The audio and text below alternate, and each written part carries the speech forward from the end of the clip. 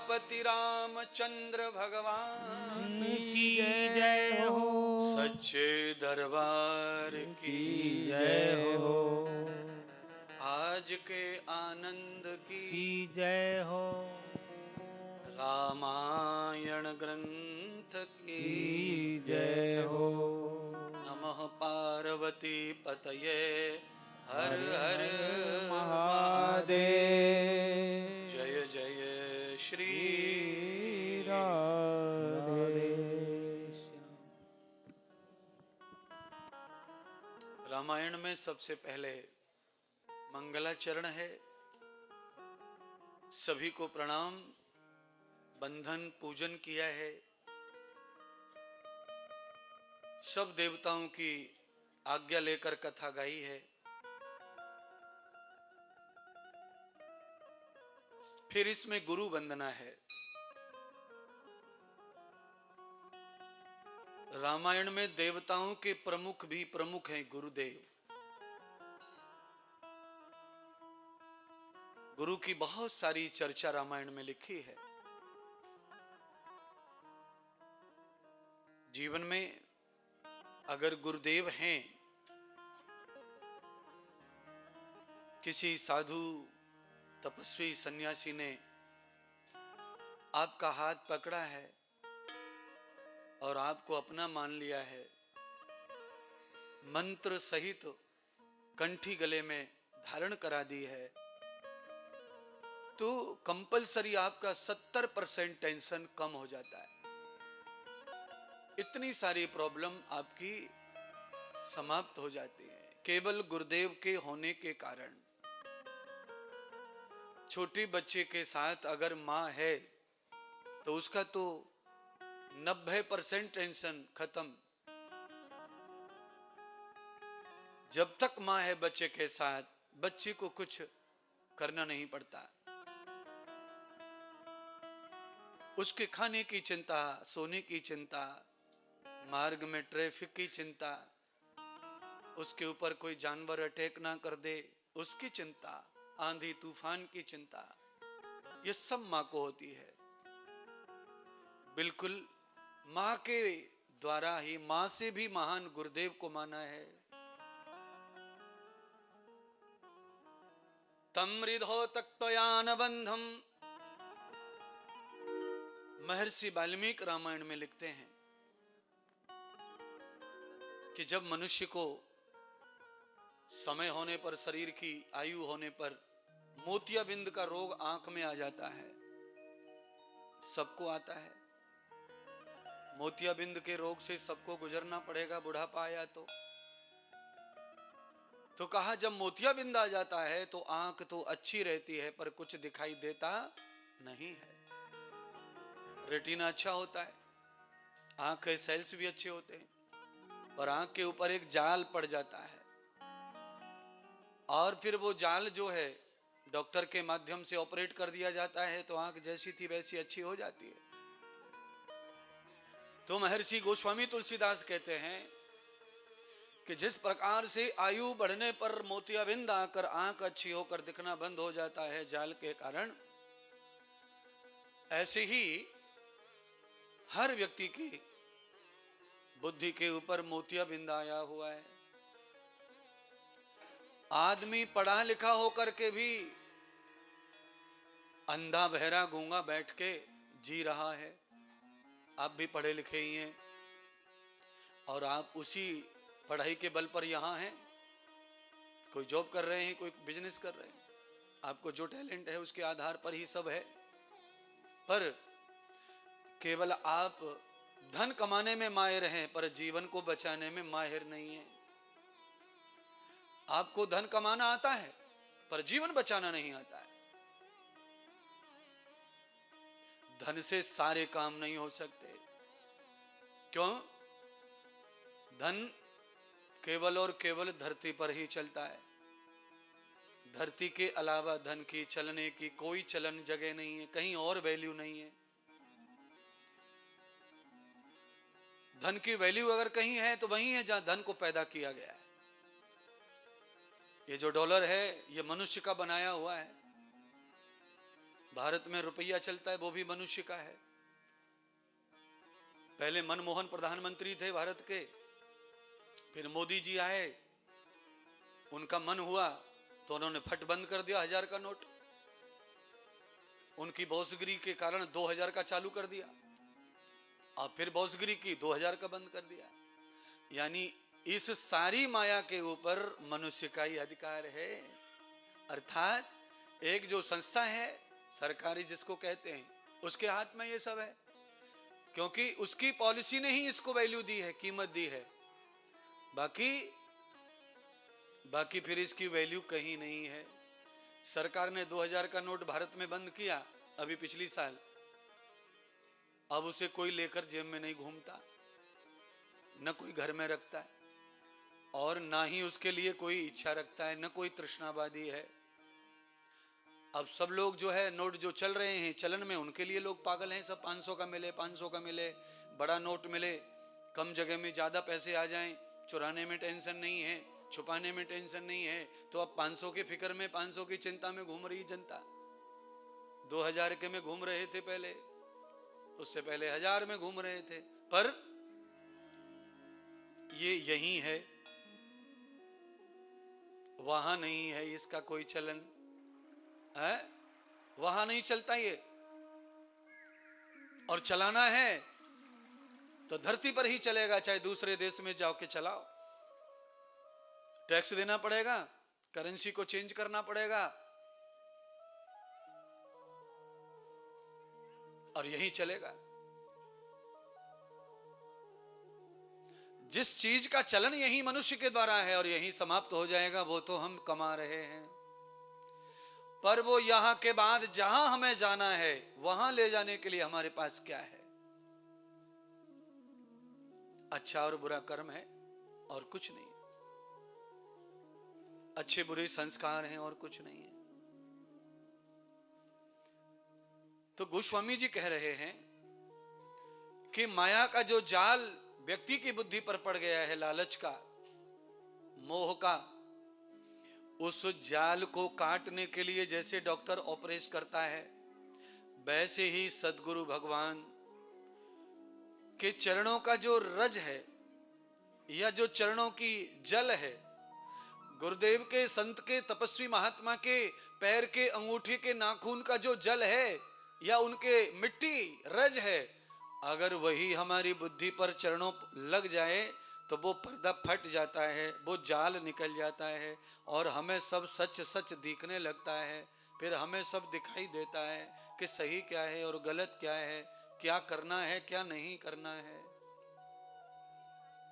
इसीलिए गुरु जी को बंधन किया, प्रणाम किया और गुरुदेव की महिमा बताई। संसार में हर चीज के बगैर कल्याण है, पर गुरुदेव के बगैर कल्याण नहीं है।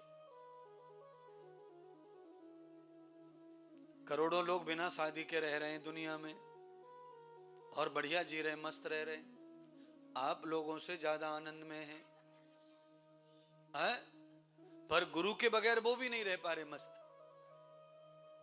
क्योंकि नख मंजन अंजन, नख, नख माने आप समझते हैं, नख माने नाखून, अंजन मंजन, अंजन माने काजल, सुरमा, अंजन। अंजन को आंखों में लगा लो तो मैला पानी निकल जाता है, आंख साफ हो जाती है। पुराने जमानों में जब हम छोटे थे तब मैया, दादी, नानी ऐसा काजल बनाया करती थी घर पे, और बच्चों की आंखों में रगड़ती उंगलियां तो आंसू आ जाते थे। कोई कोई बच्चा तो चिल्ला के रोने लग जाता, इतनी तेज रगड़ती थी। और रगड़ने के पीछे कोई दुश्मनी तो थी नहीं, केवल यही था कि बच्चे की आंख लंबे समय अच्छी रहे, स्वस्थ रहे। तो अभी वो प्रोग्राम बंद हो गया, इसीलिए बच्चों की आंखें भी बंद हो रही हैं, चश्मा लगा के घूम रहे हैं सब जवान, हैं? कितनी जल्दी चश्मा लग रहा है, बहुत जल्दी लग रहा है। चश्मा लगने का कारण वो काजल भी है। माँ की जो परवरिश करने की जो परंपरा है, तरीका है, वो भी है। बच्चे का निर्माण माँ ने कैसा किया, उस पर भी आँख, कान, नाक, हाथ, शरीर ये निर्भर है। और दूसरा, बच्चे की सोसाइटी कैसी है, वो किस तरह का जीवन जी रहा है, किन चीजों का उपयोग और दुरुपयोग कर रहा है, जिससे उसकी इंद्री कमजोर पड़ेंगी, असमर्थ होंगी और समय से पहले थक जाएंगी। पहले टेलीविजन नहीं था, मोबाइल नहीं था, कंप्यूटर्स नहीं थे, तो आंखों के ऊपर बहुत लोड नहीं था, किताब से पढ़ना था और एक समय किताब बंद हो जाती थी पढ़ाई, आदमी फिर बाद में नहीं पढ़ता था कभी। अब ऐसा नहीं है। अब आदमी जब तक जिंदा रहेगा अंतिम श्वास तक मोबाइल देखेगा, अंतिम श्वास तक। इसीलिए आंख कभी सही रह नहीं सकती है, सिर कभी सही नहीं रह सकता है, ब्रेन सही नहीं रहेगा, माथा सही नहीं रहेगा, पेट कभी सही नहीं रहेगा। मोबाइल की वजह से पेट भी खराब होता है, माथा भी खराब होता है, आंख खराब होती है, विचार खराब होता है, अशांति आती है, डिप्रेशन आता है, आदमी एंजाइटिक बीमारी से परेशान रहता है और फिर अकेला होकर आत्महत्या करना चाहता है। उसमें ही उसको शांति दिखाई देती है और वो मर ही जाता है। तो बंधुओं, मेरी अगर बात मानो, आप मेरी तरह अगर आप ऐसे बढ़िया दिखो, तो फिर उसके लिए थोड़ा कम टाइम मोबाइल पे दीजिए। नौकरी की तरह करो। जरूरी नहीं है कि नौकरी करने के लिए आपको इतने टाइम कंप्यूटर पे, लैपटॉप पे काम करना ही करना पड़ेगा। और भी कई तरीके काम के रहते हैं जिसकी वजह से आपका स्वास्थ्य लंबे समय अच्छा रहे। क्यों? भारत में कहा जाता है, पहला सुख निरोगी काया और दूसरा सुख घर में हो माया। अर्थात जिसके लिए आप अंधे हो रहे हो वो सेकंड नंबर का सुख है। जिसके लिए माइग्रेन हो गया है, जिसके लिए सिर दुखता है, बैक पेन हो गया है, जिसके लिए पेट साफ ही नहीं हो रहा है, मलमूत्र ही नहीं जाता है सही से, आदमी इन्फेक्शन हो रहा है बॉडी में पूरी में, ये क्या है? ये दूसरे नंबर का सुख है, प्रथम नंबर का नहीं। प्रथम नंबर का सुख क्या है? प्रथम नंबर का सुख है ये भगवान का बनाया हुआ मंदिर, शरीर है। परमात्मा का बनाया हुआ मंदिर शरीर है। भूकंप आएगा तो इस तरह के मंदिर ढह जाते, पर भूकंप जब आएगा तो उसे रोकने की क्षमता इस शरीर में है, उस पे काम करने की क्षमता इस शरीर में है। भूकंप आने से कुछ दिन पहले पता लगाने की क्षमता भी इस शरीर में है।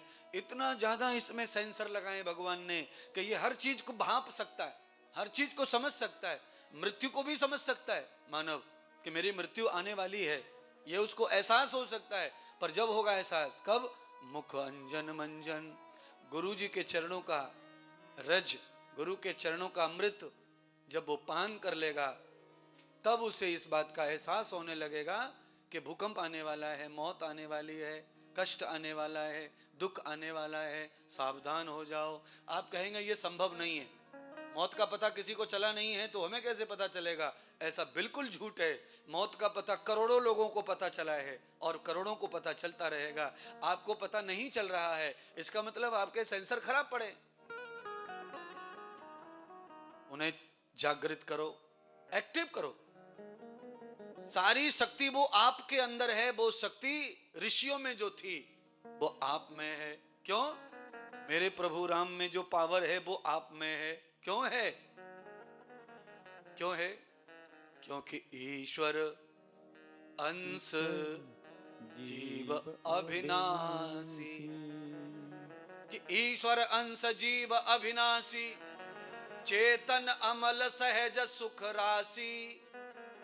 गोस्वामी रामायण में लिख रहे हैं कि ये जीव जो मानव है ये परमात्मा राम का ही अंश है।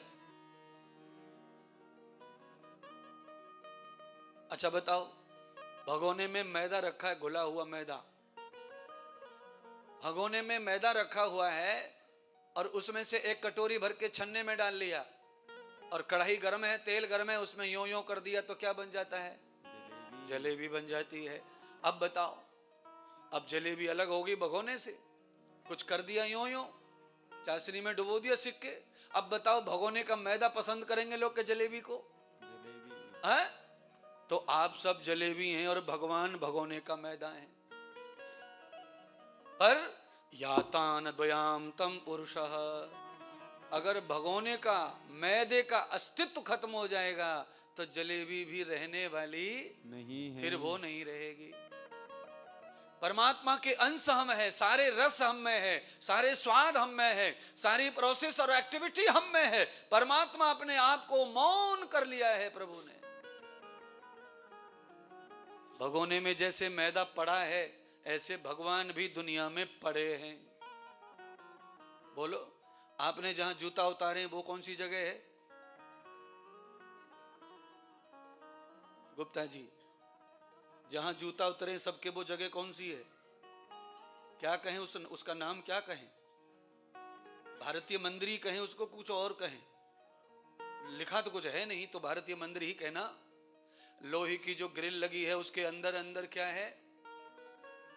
मंदिर है, पर जूता वहां है, यहां नहीं है। यहां क्या है? ये मानव का ही दायरा है। ये सब प्रोटोकॉल किसने बनाया है? संस्था ने बनाया होगा, ट्रस्ट ने बनाया होगा। भाई यहां से अंदर जूता नहीं जाएगा, यहां से यहां जाएंगे, यहां से यहां जाएंगे, यहां और पवित्र रखना है, यहां और पवित्र रखना है, यहां और पवित्र रखना है, और वहां अपवित्र कितना भी करो, जितना करना है। जहां जूते उतरे हैं वहां भगवान मौन है, ऐसे हैं। और यहां भगवान एक्टिव है, प्रोसेस में है। क्योंकि ये एक्टिव किसने किया? भगवान को आपने ही किया है, और किसी ने किया नहीं। अच्छा बोलो, हमारे जिम में लाइटर होता है, माचिस होता है, अगर वो खुद एक्टिव हो जाए तो क्या हाल कर देगा?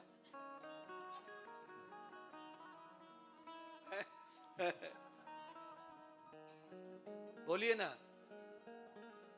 अच्छा, ऐसा हो जाए तो क्या होगा? समझ गए सब, हंसी इसीलिए आई है ना। तो कौन भगवान को कौन चेतन करता है? भगवान को चेतन करता कौन है? चेतन अमल सहज सुख राशि। ये आत्मा जो है वो सहज सुख राशि है, पर इसमें क्लेश कहां से आया?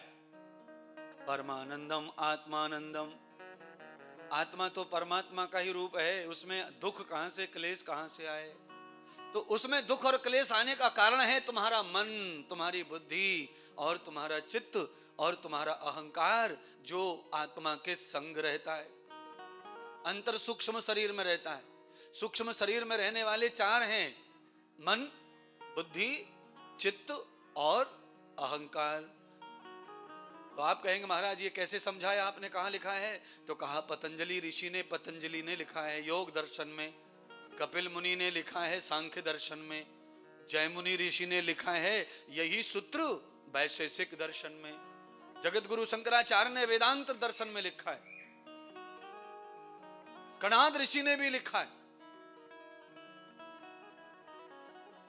मनश्यान युक्त चित्तानाम,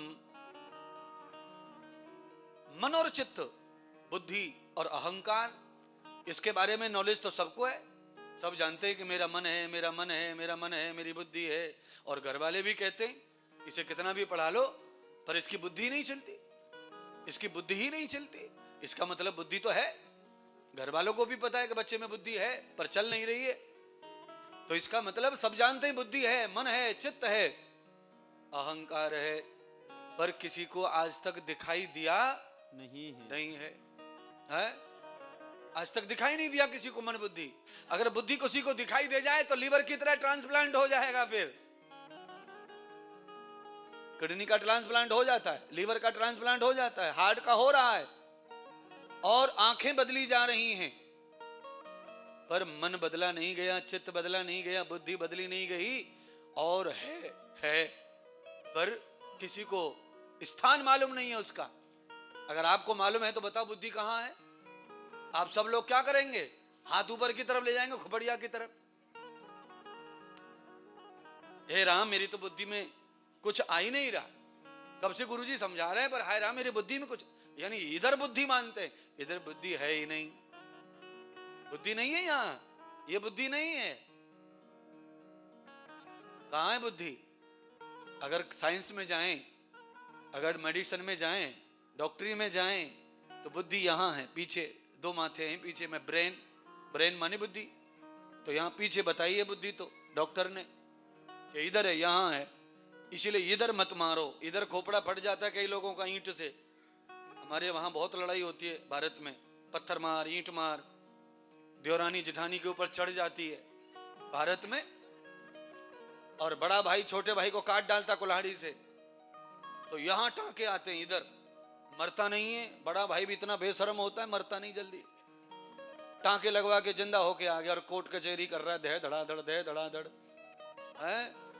शास्त्री जी हरियाणा में तो क्या कहना है, कुछ कुछ बातें तो भारत की कहनी पड़ेंगी ना, क्यों? आप सब जानते हैं, इसीलिए कुछ यादें ताजा हो जाएं तो चेहरा प्रसन्न हो जाता है। अहम ब्रह्मान देवस्तराम दर्शनम प्रवर्तते युक्ताम। अब महात्मा और रामायण दोनों का प्रभाव देखो। अब मेरा और मेरी वाणी का, भगवान ने जो मुझे प्रदान किया है उसका प्रभाव, और रामायण का जो प्रभाव है, सत्संग का प्रभाव जो है, वो अब देखो। आप देखिए, जब मैं आया था तब आप थे सब यहाँ, और उस समय आप पूजा कर रहे थे, दर्शन कर रहे थे, आप मंदिर में टूटे पड़ रहे थे, सब कर रहे थे, पर आप दुनिया भर के टेंशन में थे। और अब आप फ्री बैठ गए सब काम से, केवल इंद्रदेव को सुन रहे हो। चेहरे पर देखो कैसा हो गया है। अब फोटोग्राफर को कहने की जरूरत नहीं है, you are smile, smile please, कुछ कहना नहीं है किसी को। आपके चेहरे पर देखते बन रहा है सबका चेहरा, किसी का भी चेहरा देख लो, खिलने लग गया, खिलने लग गया। क्यों? यही है, ये वाणी जो है, ये सत्संग जो है, इसमें ही पावर है डिप्रेशन से बाहर लाने का, टेंशन से बाहर लाने का, चिंता से बाहर लाने का, बेचैनी से बाहर लाने का। केवल और केवल सत्संग, केवल और केवल ये विचार आपको प्रसन्न कर सकते हैं, और विचार ही आपको आत्महत्या तक ले जा रहे हैं। विचार माने एंजाइटिक। आप बहुत परेशान हैं, तो जब बहुत परेशान हो जाते हैं तो अंदर अंदर होता है सब कुछ जो होता है वो। आप कार में बैठे हैं, किसी को थोड़ी पता है कि आप आगे जाके कोई कट के मरेंगे रेल के नीचे, किसी को नहीं समझ रहा चेहरा आपका। क्यों? जो कुछ चल रहा है वो अंदर चल रहा है, अंदर चल रहा है, अंदर चल रहा है। तो जो अंदर चल रहा है उसको ही मैं परिवर्तन करने के लिए आया हूं। आपने 1000 कथा सुनी होंगी, अनेक कथाएं इस मंदिर में हुई होंगी, पर आज के बाद अभी जो सुनते रहोगे 9 दिन, फिर आप कहोगे कि जिंदगी में जो कभी नहीं सुना वो सुनने को मिला। हमारे तो पर्दे खुल गए खोपड़ी के, हमारे तो हृदय के तार जुड़ गए भगवान से। क्यों? विज्ञान के बगैर आदमी को विकास नहीं है इस युग में। त्रेता में भी विज्ञान का ही विकास था, सतयुग में भी विज्ञान से ही विकास था, द्वापर में भी विज्ञान का ही विकास था, और आज कलयुग में भी विज्ञान का ही विकास है।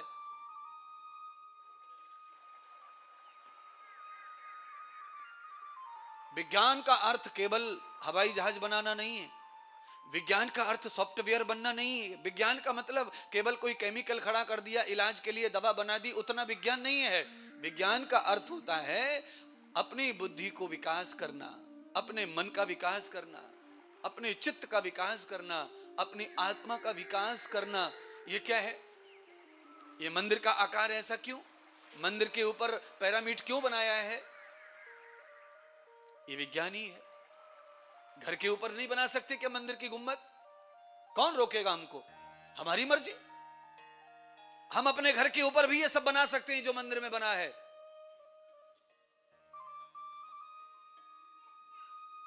तो ये पैरापीठ बनाने का मतलब केवल पहचान नहीं है कि हिंदू मंदिर है इसलिए ऐसा होना चाहिए ना। इस पैरापीठ के पीछे बहुत बड़ी साइंस, बहुत बड़ा विज्ञान जुड़ा हुआ है। वायुमंडल में पॉजिटिव जो एनर्जी है, उस एनर्जी को खींचने का काम करता है ये पैरापीठ, ये गोल गोल गुम्बद।